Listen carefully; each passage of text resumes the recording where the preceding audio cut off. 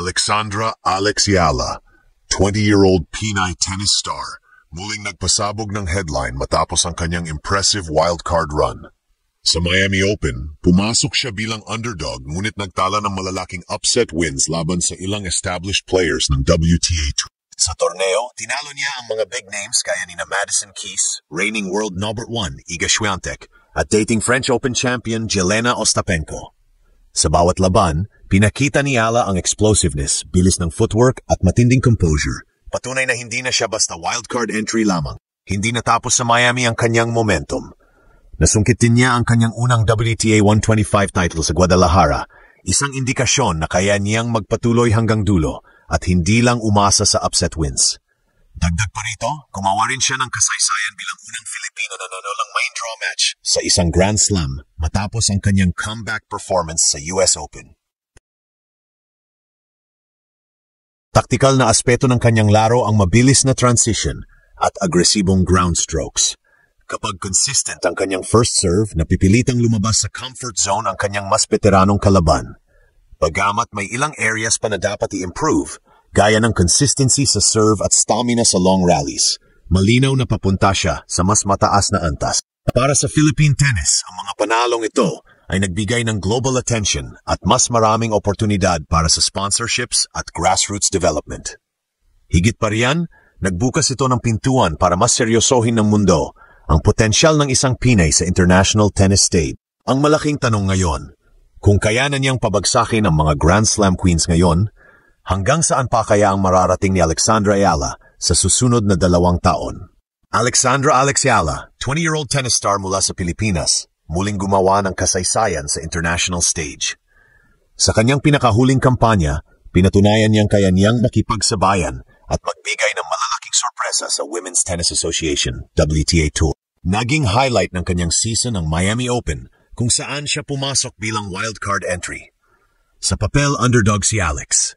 Ngunit sa court, ibang kwento ang lumabas. Sunod-sunod na upset victories ang kanyang naitalaban sa mga established players na matagal ng dominance sa women's tennis. Kabilang sa kanyang pinakamalalaking panalo ay ang pagtalo kay Madison Keys, isang dating US Open finalist at top-seeded player sa torneo. Sinundan pa ito ng mas malaking shocker na makaharap niya si Iga Swiatek, reigning world number 1 at Grand Slam champion, kung saan ipinakita ni Alex na kaya niyang sumabay sa pinakamalalakas sa mundo. Hindi rin nakaligtas si Jelena Ostapenko, dating French Open champion, na pinabagsak niya gamit ang kombinasyon ng powerful ground strokes at mabilis na transition game.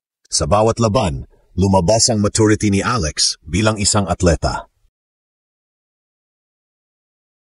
Hindi lang basta lakas ang dala niya, nakita rin ang kanyang mental composure sa harap ng pressure.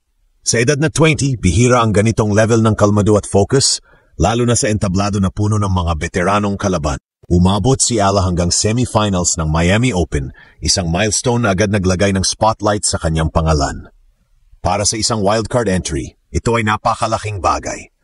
Pinakita niyang hindi sapat na sabihing siya ay isang young prospect lamang. Naging malinaw na contender siya sa mas malalaking torneo. Hindi rin dito natapos ang kanyang momentum. Sa Guadalajara, nakuha niya ang kanyang unang WTA 125 title. Isang patunay na hindi lang siya umaasa sa isang upset run. Kaya niyang tapusin ang torneo, mag-angat ng tropeo, at ipakita na meron siyang consistency bilang player. Dagdag pa rito, gumawa siya ng kasaysayan sa US Open matapos maging unang Filipina na nakapanalo ng main draw match sa isang Grand Slam event. Ang kanyang comeback victory ay nagbigay ng inspirasyon hindi lang sa mga tennis fans sa Pilipinas, kundi pati na rin sa buong rehiyon ng Southeast Asia.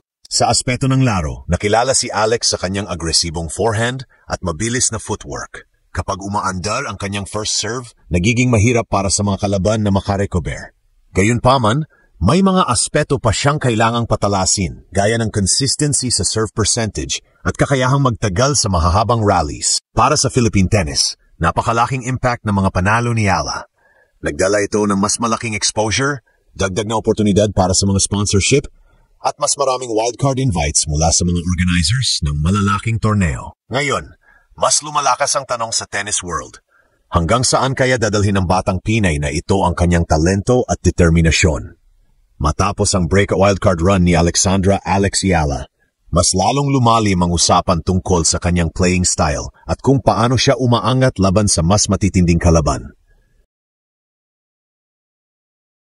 Para sa isang 20-year-old, kapansin-pansin ang maturity ng kanyang laro at ang paraan ng kanyang pag-handle ng pressure sa biggest stages ng tennis. Unang mapapansin sa kanyang laro ang explosiveness ng kanyang ground strokes. Ang forehand ni Alex ay isa sa kanyang pinakamakapangyarihang armas. Kapag tama ang timing, ito ay nagiging diretso at mabilis na bala na lumulusot sa depensa ng mga kalaban. Ang kanyang backhand, bagamat hindi kasing explosive, ay consistent at maasahan para makontrol ang baseline exchanges. Bukod dito, standout din ang kanyang footwork. Sa bawat rally, mabilis siyang nakakaposisyon at nagagawa niyang i-anticipate ang tira ng kalaban. Ang kanyang agility at bilis sa pag-transition mula defense to offense ang isa sa mga dahilan kung bakit nahihirapan ang mga top-seeded players na makahanap ng rhythm laban sa kanya. Sa serving department, ang kanyang first serve ay may potential na maging malaking weapon. Kapag mataas ang kanyang serve percentage, nagiging madali para sa kanya ang magdikta ng bilis ng laban. Gayunpaman, isa ito sa mga aspeto ng kanyang laro na nangangailangan pa ng consistency. May mga pagkakataon na bumababa ang kanyang serve accuracy na nagbubukas ng pagkakataon para sa mga kalaban na makontrol ang rally mula simula. Pagdating sa long rallies, nakikita rin ang strengths at weaknesses ni Alex. Sa mga exchanges na umaabot ng higit sa 15 shots, minsan ay nahihirapan siyang mag-sustain ng parehong level ng intensity.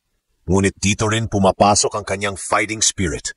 Kahit pagod, hindi agad bumibigay ang kanyang depensa. Sa kabuuan, kailangan pa niyang dagdagan ng endurance para mas maging competitive laban sa mga elite na kilala sa marathon bestline battles. Sa tactical mindset, malinaw na hindi basta-basta sumasabay si Alex sa laro ng kalaban. Marunong siyang mag-adjust, gumagamit ng variation ng slice at angled shots para guluhin ang rhythm ng opponent.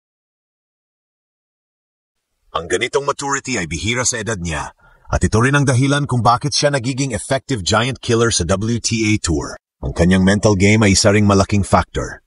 Sa kabila ng crowd pressure at spotlight, nananatili siyang composed. Kahit ilang beses siyang nalagay sa sitwasyon kung saan siya ay down sa scoreline, ipinakita niya ang kakayahan na bumalik at manalo. Ito ang nagpapatibay ng kanyang reputasyon bilang isang resilient at clutch player. Sa kabuuan, ang laro ni Alex ay kombinasyon ng explosive offense, solid footwork, at growing tactical maturity. Kung magpapatuloy ang kanyang development sa serve consistency at stamina, malaki ang sansang maging regular contender siya sa top 50 ng mundo at posibleng mas mataas pa. Para sa Philippine tennis, ito ay hindi lang tungkol sa kanyang panalo. Ito rin ay nagbubukas ng mas malalim na diskurso kung paano masusuportahan ang mga atletang may potential sa world stage.